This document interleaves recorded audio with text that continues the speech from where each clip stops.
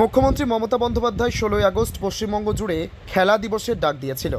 সেই মতো পশ্চিমবঙ্গ জুড়ে বিভিন্ন জায়গায় আজ খেলা দিবস পালিত হলো। তেমনি বাঘাযতীর 99 নম্বর ওয়ার্ডে পৌরমাতা মিতালি ব্যানার্জির উদ্যোগে খেলা দিবস পালিত হলো। এই খেলা দিবসে বিভিন্ন জায়গার ফুটবল প্রেমিকরা তারা মাঠে একের পর এক লড়াইয়ের সাথে ফুটবল খেলার মাঠে মাতিয়ে তুললেন।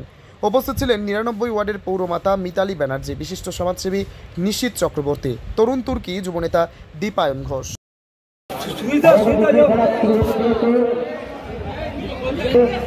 খেলা দিবসের তৃতীয় খেলা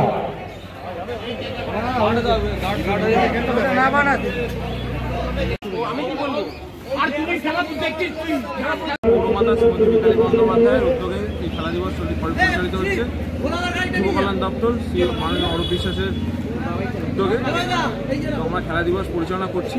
ফুটবল খেলা হবে সব এলাকা অঞ্চলের সমস্ত ক্লাব নিয়ে আমরা খেলা দিবস করছি।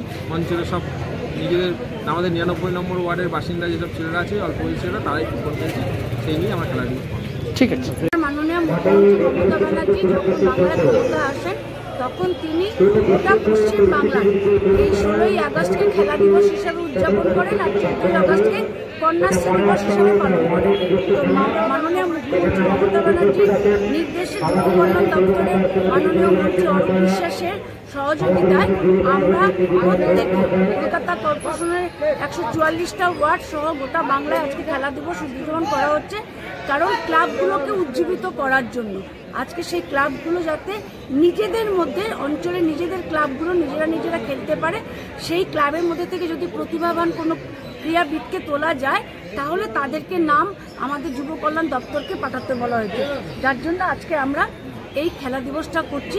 আমরা মাননীয় মুখ্যমন্ত্রী মমতা ব্যানার্জির কাছে এবং মাননীয় এই দপ্তরের মন্ত্রী যুব কল্যাণ দপ্তরের অরূপ বিশ্বাসের কাছে আন্তরিকভাবে কৃতজ্ঞ। সেই শেষে কৃতজ্ঞ এই অঞ্চলের প্রত্যেকটা ক্লাবের কাছে যারা আমাদের আজকে সহযোগিতা করছে খেলা দিবস। Thank you.